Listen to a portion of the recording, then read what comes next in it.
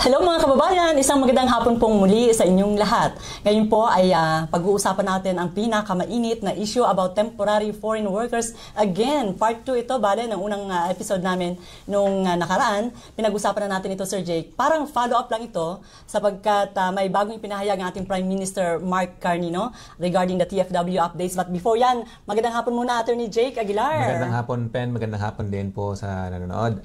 Yun nga po, may bagong updates. Sabi natin with regards sa TFW program.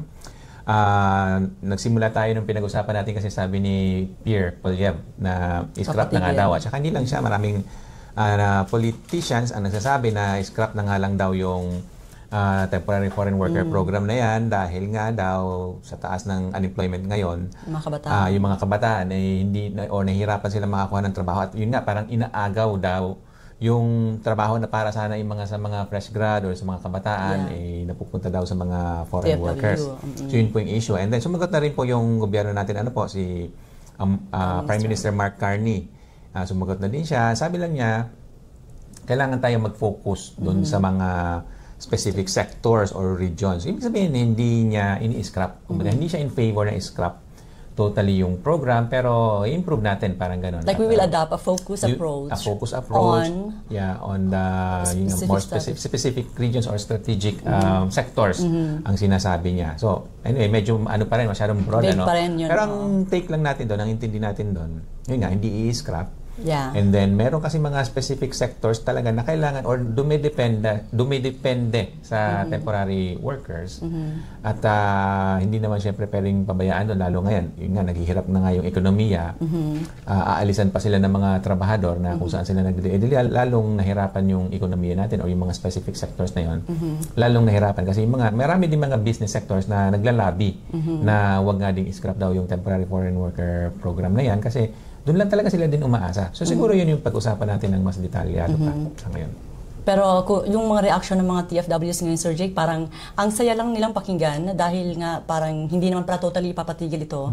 Pero parang magkakaroon lang ng strategic approach and focus. Maganda in the sense na yun nga, hindi naman talaga siya totally scrap. Pero andun pa din yung pangamba kasi nagbabawas din talaga din ang gobyerno ng temporary, not just workers but temporary residents, which includes mga visitors na rin and even mga students. So talagang nagbabawas na din.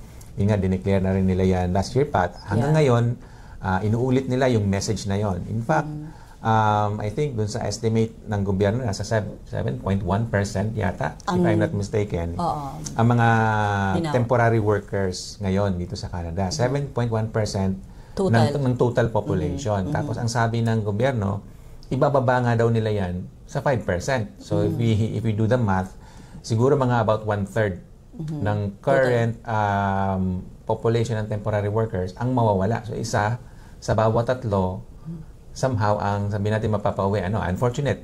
It's unfortunate, pero meron pa rin, at least may matitira pang dalawa doon sa tatlo, matitira pa sila dito sa Canada. Kasi nga, hindi naman natin nga i-scrap totally yung temporary foreign worker program. Babawasan lang. Babawasan lang, yes. That's very noticeable.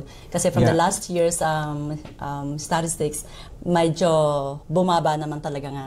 Pero now that we have heard na hindi naman pala iaalisin, yung mga partido kasi, Sir Jake, na tumutulak about scrapping this totally, itong TFW, sila siguro yung madidismaya about this, no? Yeah, kasi nga, anyway, politics yan. Sa pagdating kasi sa politics, minsan hindi na natin alam kung alin ba yung totoo. Minsan dinadaan na lang sa sentimiento ng mga tao. Kumbaga nakikisakay, nakikiride on para lang sa politika. Exactly. Ano ba yung mga sektor na ibig sabihin ni Mark Carney dito, Sir Jake? Ito ba yung may mga regions na may specific needs lang ng mga laborers, like say sa sektor ng agrikultura, ganito ba yun, Sir Jake? More on sa agriculture at saka sa construction na rin. At saka yung mga seasonal na rin na mga sectors. Halimbawa sa maritimes doon sa Atlantic provinces, medyo seasonal ang trabaho doon . So yun, mga nangangailangan talaga sila ng mga temporary workers doon. Isa rin sa mga tumutulak na i-scrap talaga itong TFW, Sir Jake, if I'm not mistaken, yung premier ng Alberta. So yan, sinusundan niya din or sumasang-ayon siya doon sa kagustuhan ni Polyev. Polyev. Ang hirap yung hirap i-pronounce, ano? Kasi niya. Na scrap or at least i-revisit man lang itong temporary foreign worker. So medyo dumadami na nga din ang ingay, sabihin natin, or ang clamor tungkol doon sa pagpapawalang visa or pagpapatigil doon sa temporary foreign worker program na yan. Kaya siyempre ang gobyerno nakikinig din talaga dahil nga pwede silang mapalitan diba? Pwede mapalitan ang gobyerno kung hindi nila gagawin yung nararapat. Yan ay kinaalarma po ng ating mga kababayang TFWs dito sa Canada. Ito ba yung nasilip ng mga gobyerno, Sir Jake, yung abuse ng mga employers? Kaya sila naging ganito na lang kapursigido? Isa na yan. Actually, isa rin yan sa binabanggit nga ng sabihin nating opposition. Pinabayaan daw kasi naabusuhin yung sistema. Kung totoo naman din in the sense na dumami or marami ang umabuso din talaga doon sa sistema. Yung mga example nga yan, yung mga fake job offers or mga job offers na nabibili. Marami tayong naririnig na ganyan. Lamiya na nabibili. Mga lamiya, exactly, mga lamiya na nabibili.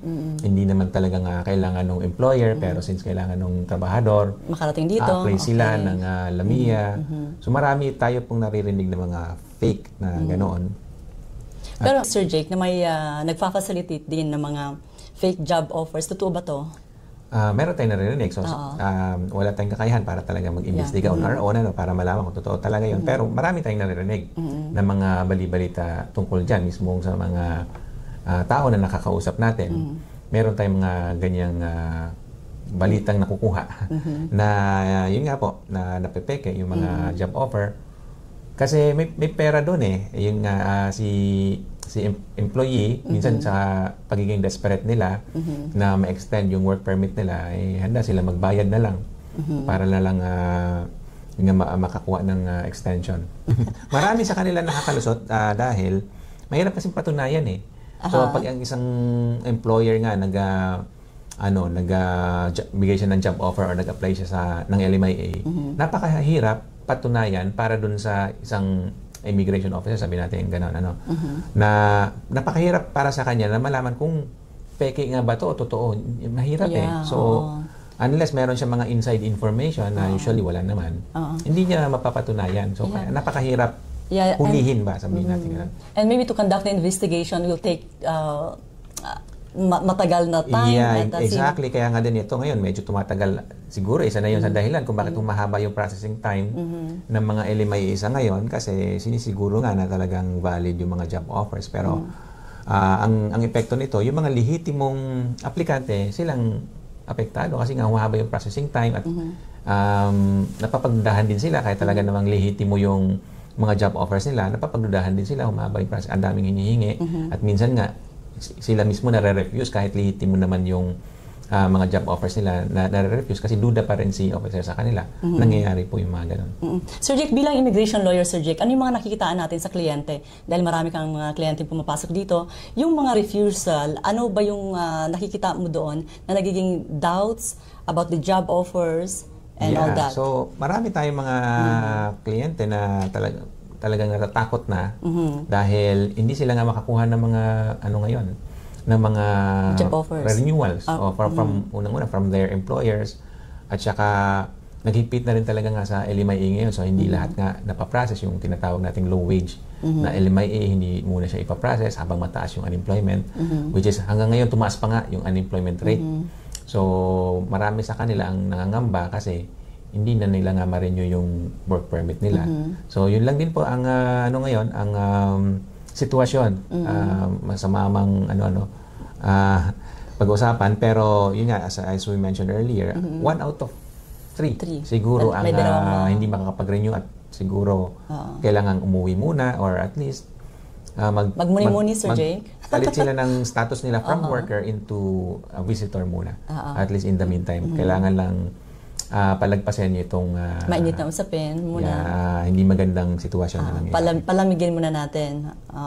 Sir Jake, yung sinasabi nating mga na-abuse na mga empleyado dito sa Canada, mga employees dito sa Canada because they are tired of their permit, kaya hinahayaan na lang nilang maabuso sila bilang abogado po, bilang isang immigration lawyer. Meron ba sila mga rights and pwedeng i-address sa government ng Canada para ma-avoid itong mga them being abused by the employers because...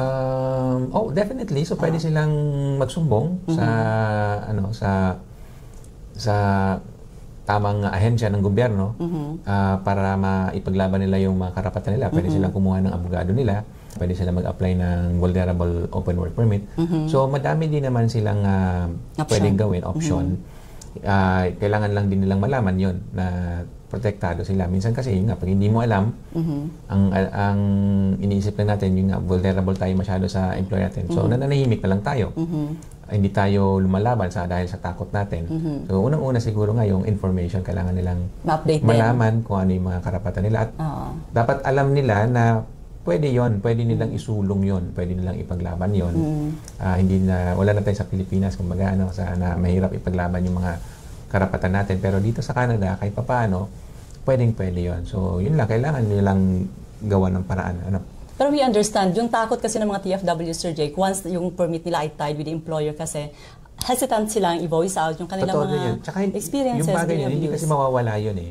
Kasi nga kahit na hindi napag-uusapan, syempre, kung yung employer nila ay hindi happy, for whatever reason, tama man o mali, kung hindi nga mag-a-apply yung employer nila ng renewal, ng LMIA, di wala na. Paano na yan? Hahanap ka na ng ibang employer mo, ganoon naman, parang back to zero. Kung yung makita mong employer, ganoon din, or mas masahol pa, hindi natin alam. So, andun din talaga yung part na yun na hindi na natin yun may iiwasan. So, tayo bilang employee, kailangan syempre nating pasiyahin si employer natin, pero up to a certain extent lang. So, wag naman yung magpapaabuso tayo na yung tipong hindi na tayo sinesweldoan, wag naman gano'n. So, may mga limits din. So, dapat din nga na pag sumusobra na, medyo kumuha na tayo ng tulong o lumapit na tayo sa gobyerno para humingi ng tulong against dun sa employer na nag-aabuso sa atin. Ano ba tong sinasabing closed work permit, Sir Jake? Yung katulad ng sabi mo, pwede na sila maghanap ng or lumipat na sa ibang trabaho. Ang understanding ko dito sa closed work permit, they can't just choose another employer kapag tied pa rin sila ng contract siguro. Tama yan. Kasi they have a specific date to finish until another It's more on the LMIA itself rather than the contract, although yung LMIA din based doon sa contract. Pero yung pinaka-ano kasi niyan, yung work permit. Kasi nandun sa work permit, nakalagay yung mga conditions. So kung ang condition ng work permit, sabi doon, dito ka lang sa particular employer na ito, hindi ka pwede lumabas. For specific years? For a specific period, yeah. Okay. So, specific period tsaka specific employer. So, usually ganun ang closed work permit. Yun yung typical. Hindi ka pwedeng magtrabaho sa ibang employer kasi yung employer na yun, na-prove niya na yung pangangailangan niya doon sa kumpanya, hindi kayang walang permanent resident or citizen na available. So, kaya hindi ka pwedeng basta-basta lilipat na lang eh. Otherwise, yung lilipatan mo, dapat meron din silang sarili nilang LMIA. Okay. So, pwede siyang, say, for example, nandito siya sa isang employer na to, nag-declare si employer na, maybe bankrupt na kami. Like, we will not be renewing your contract anymore. Yeah. So, while they are still in that employment, pwede na ba sila look around for another job? Look around, yes. Pwede kasi alam na nilang aalisin na sila eh. Definitely. So, pwedeng maghanap. Okay. Pero yung magsimula ka magtrabaho doon sa iba, hindi pa muna. Not until na ma-process din yung LMIA nung lilipatan mo. Okay. Pero ang kagandahan nga sa ngayon, medyo, naman, ang gobyerno natin dito na medyo alam nila kung ano nangyayari at gumagawa sila ng solusyon. Kahit hindi pa tapos yung LMIA, nung lilipatan mo, kahit hindi pa aprobado yun, kahit pa paano, pwede ka nang magsimula. Okay. Pwede ka na mag-apply ng work permit kahit hindi pa tapos yung LMIA na ina-applyan ng lilipatan mo. So parang shortcut, sabihin natin ganun. Para na nga din tuloy-tuloy yung trabaho mo. Para din mas madali kang makalipat. So, kung hindi na sila marirenew, for example, so they have no option but to go back home, Sir Jake, or is there any other way they can keep the stay in Canada kahit na nag-end ang contract nila? So, yung paraan lang doon, yun mag-change sila ng status from worker to visitor. To visitor. While, that's the only way. While inland. While inland, yes. Okay. Yun ang pinaka-advice na mabigyan natin kung gusto pa rin nila mag-stay. That's allowed, Sir Jake? Is that allowed? Oo naman. Okay. Oo naman. Allowed yun. Basta ma-approve yung application nila for visitor record. Oh, okay. So, applyan Kasi din may nila. mga aplikante mag-sasabi takot na sila because yung kontrata nila mag-e-end na. So they have... Ang dami po niyan. Oo, di ba Sir Jake? Lalo pa nung inilabas nga ito ni Mark Carney, yung i-end na ang TFW. But good thing, hindi pa rin pala i-end, but bagkos, magkakaroon lang sila ng focus. Saka ito lang po yung isa kong gusto kong idagdag dito. Sa tingin ko, temporary lang din itong nangyayari nga. Habang mahina pa yung ekonomiya ng Canada, pag lumakas naman yung ekonomiya ng Canada, kakailangan din talaga natin ng additional tao. So, yun na, weather lang yan, sabi nga po nila. Yun lang naman. So, andun lang din yung pag-asa. Hindi naman porke napauwi ka or what, final na yon. Siguro ang TFWD, hindi naman siya, TFW hindi naman siya totally i-eliminate. Siguro i-replace na siya into something new program. Kasi ito rin para sa akin, hindi siya pwedeng i-eliminate. Kailangan din talaga ng Canada, na lalo na nga na napakakonti nga ng populasyon ng Canada, kailangan niya ng tao para mapagana yung mga kumpanya, di ba? Gusto nga nating maging isang matibay na bansa, di ba? Lalo na ito na nasa usapin ngayon, yung tariff war, kumbaga gera, di ba? Sabihin natin gano'n. With the United States, na kapitbahay natin na napakalaki at napakayaman na bansa. So paano tayo lalaban sa gera na yon kung kakaunti lang tayo? So ang goal nga sana talaga din, palakasin yung Canada, which should include padamihin yung tao. Yeah, it helps the economy a lot actually. From international student na lang. Opo. Pero yun lang din, syempre hindi kailangan pag-aralan, of course. Yun nga yung mga maling gawain at saka yung mga tinatawag na bad actors nga dapat mapanagutan din sila. Pero ang opinion po natin dito, hindi mawawala ang temporary foreign worker program. Maaring ginagamit din siya ng opposition, na normal naman yun, ganun talaga. Pero hindi ko ma-imagine na mawawala siya ng totally. Okay, ako rin, yun din ang stand ko doon. Sir Jake, bilang isang immigration lawyer, para sa iyo, ano ba yung maybe a good proposal solution? Yun, actually ginagawa nila ngayon na mag-focus dun sa mga sektor na talagang mas nangangailangan or sa mga lugar na mas nangangailangan. Yeah. Katulad nga yan, Atlantic provinces. To begin with, ang konti na ng tao dun . Yung buong Canada nga, kung isipin nga, konti siya. Pero may mga lugar pa na mas kaunti pa. Maswerte tayo dito sa Ontario kasi maraming tao dito.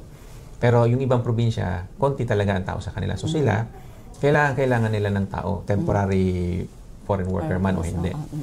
So, ayun. So, kailangan ituloy lang din natin nga itong programa na ito. Pero may mga bagay din na pwede nating i-improve. Katulad nga ng mga nabanggit natin ng mga nag-o-offer ng mga fake job offers, kailangan din talaga silang mapanagutan. Oo. Dapat may ma-enforce yan ng tamang batas sa kanila para maiwasan ang mga ganitong klaseng fake job offers, Sir Jake, no? Iwala din ako na yung mga nagtrabaho na dito, lalo na yung mga matatagal na, na sabihin natin nag-invest na rin sila ng panahon nila, no? Na i-prioritize sila pagdating naman sa PR, ano? So, yun lang, magkaroon ng isang programa na talagang pwedeng asahan din ng tao na nag-invest din naman sa Canada, nakatulong din naman sa Canada for, let's say, many years. Tingin ko dapat may priority din sila kasi kawawa naman na nagtrabaho sila ng pagkahaba-haba tapos in the end, uuwi lang din. Yun pa naman sana nga ang lagi nating binibida dito sa Canada. At least dito, pag nagtrabaho ka, may pag-asa ka maging permanent resident. At ultimately citizen. Ito nga sana yung advantage ng Canada over other countries kasi yung sa ibang countries na alam natin, walang ganon. Sa Middle East at saka iba pang bansa sa Asia, na hanggang ano ka lang din talaga, worker, habang buhay. At pag may edad ka na, uwi ka na, balik ka na sa Pilipinas. Hindi katulad dito sa Canada. Hindi katulad dito, pwede kang maging permanent resident at eventually citizen. Ano bang mensahe mo, Sir Jake, sa ating mga TFWs na ngayon ay parang medyo nabawasan ng pangamba sapagkat naipahayag ni Mark Carney po na hindi naman ipapatigil bagkus ay magkakaroon ng focus approach and a strategic approach about this. So, makibalita po kayo lagi. Kung pwede, subaybayan nyo kami at i-discuss namin dito po yung mga latest updates para at least alam nyo kung ano yung sitwasyon at kayo na rin na makapag-desisyon para sa sarili nyo anong nararapat. So, sa ngayon po, alam natin na medyo mahirap talaga ang sitwasyon kasi nga, papauwi talaga. Yun. Hindi natin maiwasan yun. Hindi na natin isi-sugarcoat yun. Talagang mga 1 out of 3 na tao kailangan munang umuwi. Pero yun nga, hindi naman yun final. Kung sakali mang umuwi tayo, balang araw, pwede pa rin tayo makabalik kasi kailangan pa rin kayo ni Canada dito. Yeah, that's very true po. Ang Canada ay napakalaking bansa. Kulang ang manpower po dito. So, mag-i-invite po yan sila ng mga aplikante from outside Canada para po makapag-penetrate at maka-integrate din kayo sa Canada. Ano po? Huwag mawalan ng pag-asa. Yan po. At kung may mga comment kayo at suggestion, Sir Jake, imbitahan natin sila. Comment, questions, let us know po ang pag-uusapan natin dito, yung mga trends natin, buhay-buhay, especially immigration. Pero kahit hindi immigration, pwede na natin pag-usapan kahit mga light moments. Yes po. Pwede natin pong i-share dito sa JCA Law After Office. Yan po. Hanggang sa susunod po muli, maraming salamat. Ako si Josephine Bacani. Jake Aguilar po. Hanggang sa susunod.